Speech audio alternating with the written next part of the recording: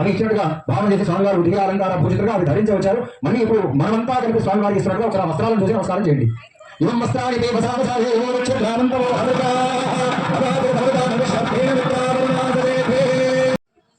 ఎదుర్కోళ్ళు చేస్తాం. ఎదుర్కోళ్ళు అయితే స్వామివారు వచ్చి కూర్చున్నారు.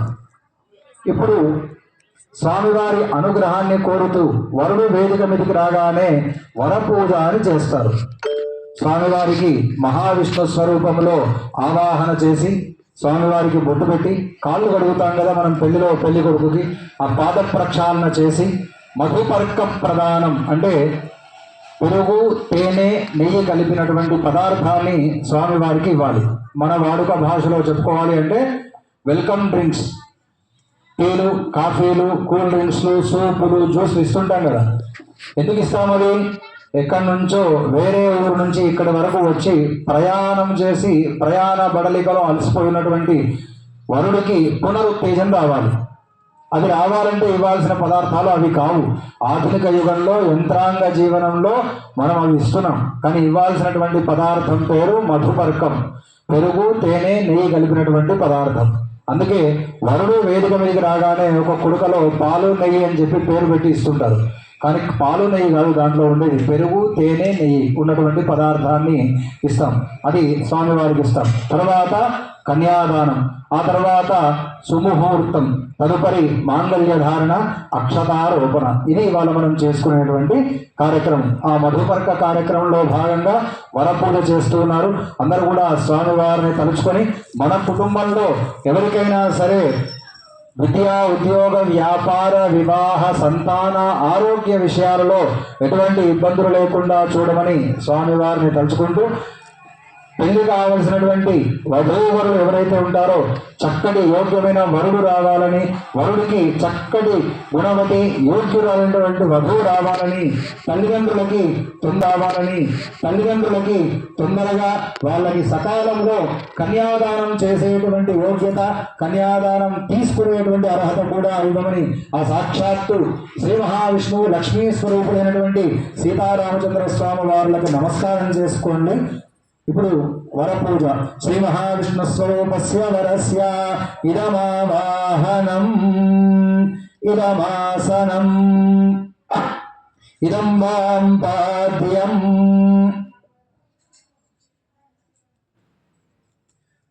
అర్చక ప్రార్చక ప్రియమేధాసోర్చత అర్చంతు పుత్రత ఉత పురన్న ధృష్మర్చత.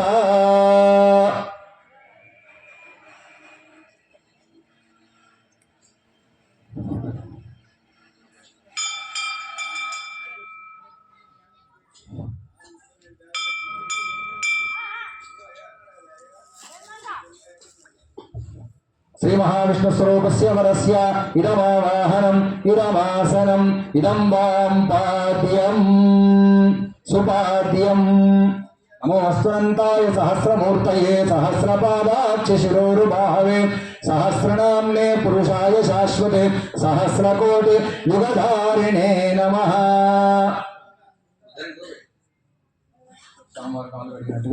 అందరి భక్తులు ఒకసారి చూపించండి. అందరి భక్తుల సమక్షంలో అందరి తరఫున మీరు వేస్తున్నట్టుగా అక్కడ వేసేసి నమస్కారం చేయండి. నమోऽస్త్వనంతాయ సహస్రమూర్తయే సహస్రపాదాక్ష శిరోరుబాహవే సహస్రనామ్నే పురుషాయ శాశ్వతే సహస్రకోటి యుగధారిణే నమః. పరమం పదం సదా పశ్యంతి సూరయః దివేవ చక్షురా తతం తద్విప్రాసోపన్యవో జాగృవాగుం సస్సమింధతే. విష్ణోర్యః పరమం పదం చరణం పవిత్రం వితతం పురాణం येन పూతస్తరతి దుష్కృతాని తేన పవిత్రేణ శుద్ధేన పూతాది పాత్మానమరాతింతరేమ. లోకస్య ద్వారమర్చిమత్ పవిత్రం జ్యోతిష్మద్రాజమానం మహస్వతు అమృతస్య ధారా బహుధా దోహమానం చరణం నో లోకే సుధితాం దధాతు. నమో బ్రహ్మణ్యదేవాయ గో బ్రాహ్మణ హితాయ చ జగద్ధితాయ కృష్ణాయ గోవిందాయ నమో నమః. హరిద్రంజమయానీతం దేవీ కళ్యాణదాయిని సౌభాగ్యవర్ధనం దివ్యం దదామి హరవల్లభే కుంకుమం శోభనం దివ్యం సర్వదా మంగళప్రదం మయానీతం మహాదేవి తుభ్యం దాస్యామి సుందరీ. స్వామివారికి కాళ్ళు కడగడము, తర్వాత వచ్చినటువంటి వరుడికి కాళ్ళకి పసుపు రాసి పాలన పెడతారు కదా, ఆ రకంగా పసుపు కుంకుమలు మనం సమర్పించున్నాము. తర్వాత రక్షాబంధన ధారణం, ఆ కంకణాలను తీసుకొని పంతులు గారులు మీకు చూపిస్తారు. ఆ కంకణాలను చూసి నమస్కారం చేసుకోండి.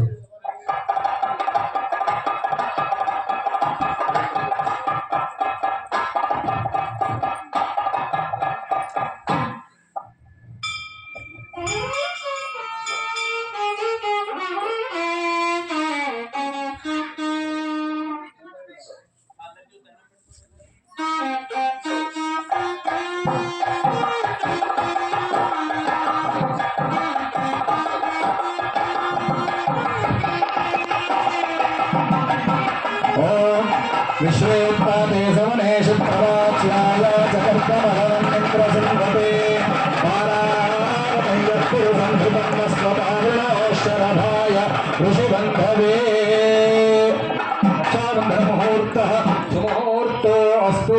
राजा रामचन्द्र भगवान की, रामभक्त हनुमान की। बृहत्सामक्षत्रभृद्गर्भवृष्णियं दृष्टुभोजश्वभितमुग्रवीरम् इन्द्रस्तोमेन पञ्चदशेन मध्यमिदं वातेन सगरेण रक्षा स्वामिनः रक्षाबन्धनमुहूर्तस्य मुहूर्तोऽस्तु। ततः అందరూ నమస్కారం చేసి చెప్పండి. తెలుగులో స్వామివారికి రక్షాబంధన తర్వాత యజ్ఞోపవీత ధారణ చేస్తారు కదా, సహజంగా అది యజ్ఞోపవీతము అనేటువంటిది ఉపనయనంలో వేసేటువంటిది. 8 నుండి 12 సంవత్సరాల లోపు వయస్సు ఉన్నప్పుడు ఉపనయనం కావాలి. ఇవాళ రేపు చాలా మందికి ఏమవుతుందంటే, ఉపనయనం అంటే పెళ్లి కోసం, పెళ్లికి అర్హత రావడానికి చేసుకునేటువంటి కార్యక్రమం ఉపనయనంగా భావన చేస్తున్నారు. ఎట్లా, కొంతమంది ఇంకా గొప్ప వాళ్ళు ఉన్నారు. ఉదయం తెల్లవారుజామున ఉపనయనం, అది అయిపోయిన తర్వాత స్నాతకం అంటే కాశీ యాత్రకు వెళ్ళేటువంటి కార్యక్రమం, తర్వాత సాయంత్రం పెళ్లి రిసెప్షన్, రాత్రికి పెళ్లి, లేదా ఉదయాన్నే ఉపనయనం, లేదా మధ్యాహ్నం పెళ్లి, ఇట్లా జరుగుతుంది. కానీ ఉపనయనం అనేటువంటిది, ఉప అంటే దగ్గరగా, నయనం అంటే తీసుకోవడం. ఎవరు తీసుకోవాలి, ఎవరిని తీసుకోవాలి? గురువు శిష్యుడిని దగ్గరికి తీసుకోవాలి. నేను నీకు పాఠం చెప్తాను అని తండ్రి గురువుకి అప్పచెప్పాలి. 12 సంవత్సరాల వ్యవధి గురువు దగ్గర ఉంచాలి. గురు శుశ్రూష చేస్తూ తాను విద్య చేసుకోవాలి. ఇప్పుడు మనం ప్రస్తుతం హాస్టల్కి పంపిస్తున్నాం కదా, అట్లా గురుకులాలు అనేటువంటివి ఉండేవి. ఆ గురుకులాలకి ప్రతి విద్యార్థి వెళ్ళి తన వృత్తి ఏదైతే ఉందో అది నేర్చుకుని వచ్చేటువంటి వాడు. అది అయిపోయిన తర్వాత, విద్య పూర్తయిన తర్వాత స్నాతకోత్సవం అని చేసుకోవాలి. అంటే ఇప్పుడు మనకు ఈ కాలంలో మన వాడుక భాషలో చెప్పాలి అంటే, డిగ్రీ పీజీ పూర్తయిన తర్వాత కాన్వకేషన్ అనేటువంటి పేరుతో చేస్తున్నారు కదా, ఆ కాన్వకేషన్ అసలు పేరే స్నాతకోత్సవం. ఆ స్నాతకోత్సవాన్ని చేసుకొని ఆ తర్వాత కాశీ యాత్రకు వెళ్ళాలి, ఉన్నత విద్యలకై. ఈ కాలంలో విద్య ఎక్కడ పడితే ఎక్కడ మనకు ఆన్లైన్లో మన ఇంట్లో ఉండి కూడా మనం నేర్చుకోవచ్చు. పూర్వకాలంలో కాశీ నగరంలో మాత్రమే సమస్త విద్యలు ఉండేటువంటివి. అట్లా వెళ్తున్నటువంటి సమయంలో ఈ వరుడు ఎవరైనా కన్యాదాతకి నచ్చి, మా అమ్మాయిని నీకు ఇచ్చే పెళ్లి వేస్తామని చెప్పి ఒప్పందం కుదుర్చుకొని తీసుకుని వచ్చి చేసేటువంటి ప్రక్రియనే మనం కాశీ యాత్రగా ఇప్పుడు చేస్తున్నాం. ఆ తర్వాత వివాహము. ఆ వివాహంలో భాగంగా ఉపనయనం అయినప్పుడు ఒక యజ్ఞోపవీతం మాత్రమే ఉంటుంది. అంటే 3 పోగులు ఒక ముడితో ఉన్నటువంటిది. స్నాతకోత్సవం చేసుకున్నప్పుడు 2 ముడులు 6 పోగులతో ఉన్నటువంటిది ఉంటుంది. తర్వాత వివాహ వేదిక మీదకి వచ్చినప్పుడు కన్యాదాత అంటే అమ్మాయిని ఇచ్చేటువంటి మామగారు తండ్రి సమానం కాబట్టి ఆయన ద్వారా కూడా ఒక యజ్ఞోపవీతం వేయించి మనం కన్యాదానం తీసుకునేటువంటి అధికారం రావాలి. కాబట్టి ఆ ప్రక్రియ జరుగుతుంది. యజ్ఞోపవీతాన్ని పంతులు గారు మీకు చూపిస్తారు. అందరూ ఆ యజ్ఞోపవీతాన్ని చూసి నమస్కారం చేసుకోండి. ఆ స్వర్ణ రజిత వెండితో చేసినటువంటి యజ్ఞోపవీతము, సూత్రముతో చేసినటువంటి దాన్ని అందరూ నమస్కారం చేసి కొన్ని గట్టిగా చెప్పండి. యజ్ఞోపవీతం యజ్ఞోపవీతం పరమం పరమం పవిత్రం పవిత్రం ప్రజాపతేః ప్రజాపతేః యత్సహజం పురస్సాత్ ఆయుష్యం అగ్రియం ప్రతిముంచ శుభ్రం యజ్ఞోపవీతం బలమస్తు తేజః. యజ్ఞోపవీతాన్ని చూసి నమస్కారం చేసుకుని మీరే కన్యాదానం చేస్తున్నట్టుగా, మీరే కన్యాదాతలుగా భావన చేసి, మీరే స్వామివారి మెడలో వేస్తున్నట్టుగా తలచి గట్టిగా చప్పట్లు కొట్టండి. యజ్ఞోపవీతం పరమం పవిత్రం ప్రజాపతేర్యత్ సహజం పురస్కారాత్ ఆయుష్యమగ్రియం ప్రతిమంత శుభ్రం యజ్ఞోపవీతం పెళ్లి కొడుకు మరి పెళ్లి వస్త్రాలు ఇవ్వాలి. మన వాడుక పరిసరం లగ్నం బట్టలు అంటాం కదా, అవి ఇచ్చినట్టుగా భావన చేసి స్వామివారు దివ్య అలంకార భూషితులుగా అవి ధరించి వచ్చారు. మళ్ళీ ఇప్పుడు మనమంతా కలిపి స్వామివారికి ఇస్తున్నట్టుగా ఒకసారి ఆ వస్త్రాలను చూసి నమస్కారం చేయండి. ఇవం వస్త్రాన్ని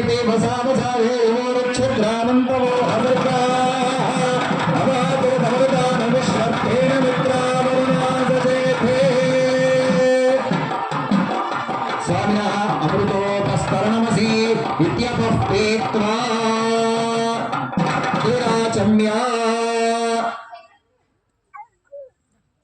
ద్విరాచమ్య అమృతోపస్తరణమసి యన్మధునామధవ్యం పరమమన్నాద్యం వీర్యం తేనాహం మధునామధవ్యేన పరమేణాన్నాద్యేన పరమోన్నాదో మధవ్యోసాని.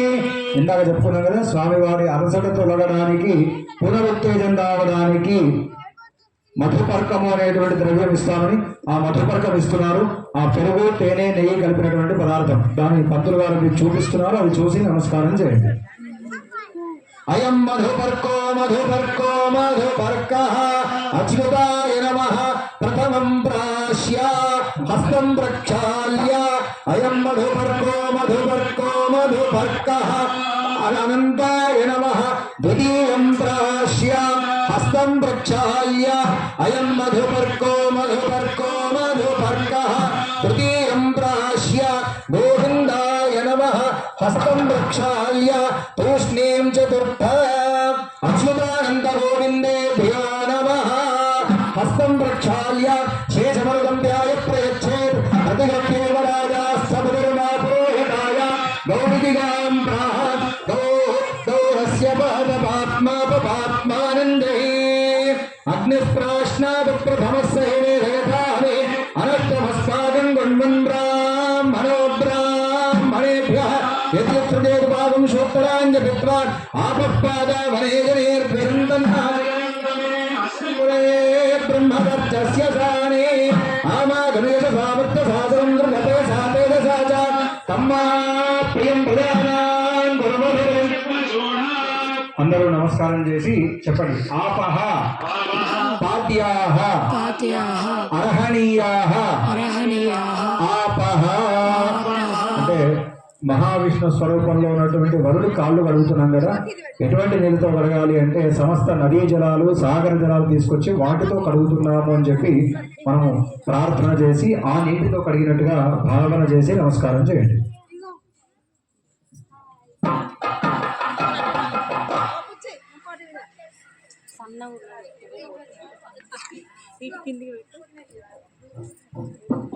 కిందికి పెట్టు